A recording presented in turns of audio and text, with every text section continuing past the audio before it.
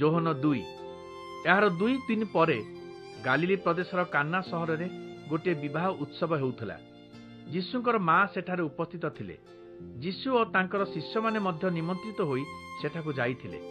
ଭୋଜି ଶେଷ ନ ହେବା ପୂର୍ବରୁ ଦ୍ରାକ୍ଷାରସ ସରିଯିବାରୁ ତାଙ୍କ ମା ଯୀଶୁଙ୍କୁ କହିଲେ, ସେମାନଙ୍କ ପାଖରେ ଆଉ ଟିକିଏ ହେଲେ ଦ୍ରାକ୍ଷାରସ ନାହିଁ। ଯୀଶୁ ଉତ୍ତର ଦେଲେ, ମୋତେ କ'ଣ କରିବାକୁ ହେବ ତୁମେ କହିବା ଦରକାର ନାହିଁ, ମୋର ସମୟ ଏପର୍ଯ୍ୟନ୍ତ ଆସିନାହିଁ। ଯୀଶୁଙ୍କ ମା ପରିଚାରକମାନଙ୍କୁ କହିଲେ, ସେ ଯାହା କହିବେ ତାହା କର। ଇହୁଦୀମାନଙ୍କର ଶାସ୍ତ୍ରୀୟ ରୀତି ଅନୁଯାୟୀ ଅଙ୍ଗ ପ୍ରକ୍ଷାଳନ କରି ଶୁଚି ହେବା ପାଇଁ ସେଠାରେ ପ୍ରସ୍ତର ନିର୍ମିତ 6ଟି ବଡ଼ ବଡ଼ ପାଣି କୁଣ୍ଡ ଥିଲା। ପ୍ରତ୍ୟେକଟି କୁଣ୍ଡରେ ପ୍ରାୟ 100 ଲିଟର ପାଣି ଧରିପାରିବ। ଯୀଶୁ ପରିଚାରକମାନଙ୍କୁ କହିଲେ, ଏହି କୁଣ୍ଡଗୁଡ଼ିକରେ ପାଣି ଭର୍ତ୍ତି କର। କୁଣ୍ଡ ସବୁ ପୂର୍ଣ୍ଣ ହେବା ପରେ ଯୀଶୁ ସେମାନଙ୍କୁ କହିଲେ, ଏଥିରୁ କିଛି ନେଇ ଭୋଜି ଦାୟିତ୍ୱରେ ଥିବା ବ୍ୟକ୍ତିଙ୍କୁ ଦିଅ। ସେମାନେ ତାହା କଲେ। ସେତେବେଳେ ସେହି ଜଳ ସବୁ ଦ୍ରାକ୍ଷାରସରେ ପରିଣତ ହୋଇଥିଲା। ପରିଚାରକମାନେ ଜାଣିଥିଲେ ଏହି ଦ୍ରାକ୍ଷାରସ କେଉଁଠୁ ଆସିଛି।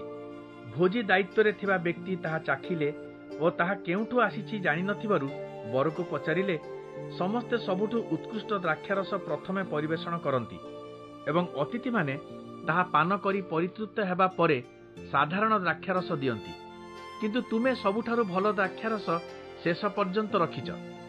ଯୀଶୁ ତାଙ୍କର ଏହି ପ୍ରଥମ ଅଲୌକିକ କାର୍ଯ୍ୟ ଗାଲିଲିର କାନା ସହରରେ କରିଥିଲେ। ସେଠାରେ ସେ ତାଙ୍କର ମହିମା ପ୍ରକାଶ କଲେ ଏବଂ ଶିଷ୍ୟମାନେ ତାଙ୍କଠାରେ ବିଶ୍ୱାସ କଲେ।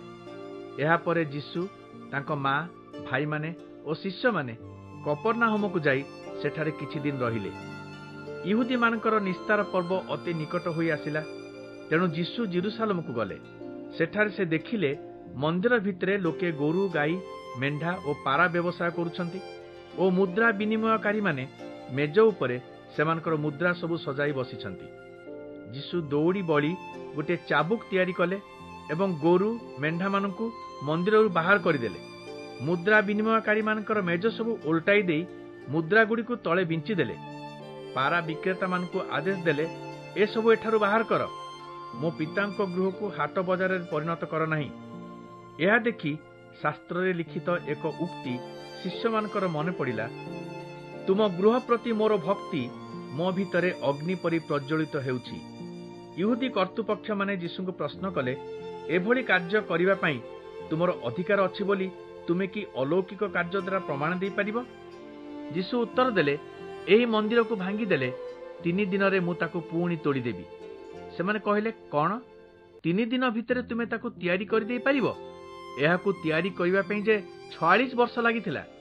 କିନ୍ତୁ ଯୀଶୁ ତାଙ୍କ ନିଜର ଶରୀର ରୂପ ମନ୍ଦିରକୁ ଲକ୍ଷ୍ୟ କରି ଏକଥା କହିଥିଲେ। ତାଙ୍କ ପୁନରୁତ୍ଥାନ ପରେ ଶିଷ୍ୟମାନଙ୍କର ମନେ ପଡ଼ିଲା ଯେ ସେ ଏହା କହିଥିଲେ। ତେଣୁ ସେମାନେ ଧର୍ମଶାସ୍ତ୍ର ଓ ଯୀଶୁଙ୍କ କଥାରେ ବିଶ୍ୱାସ କଲେ। ନିସ୍ତାର ପର୍ବ ସମୟରେ ଜେରୁସାଲେମରେ ଯୀଶୁ ଥିବାବେଳେ ଅନେକେ ତାଙ୍କର ଅଲୌକିକ କାର୍ଯ୍ୟ ସବୁ ଦେଖି ତାଙ୍କଠାରେ ବିଶ୍ୱାସ କଲେ। କିନ୍ତୁ ଯୀଶୁ ସେମାନଙ୍କ ଉପରେ ଆସ୍ଥା ରଖିପାରିଲେ ନାହିଁ, କାରଣ ସେ ସେମାନଙ୍କୁ ଭଲ ଭାବେ ଜାଣିଥିଲେ।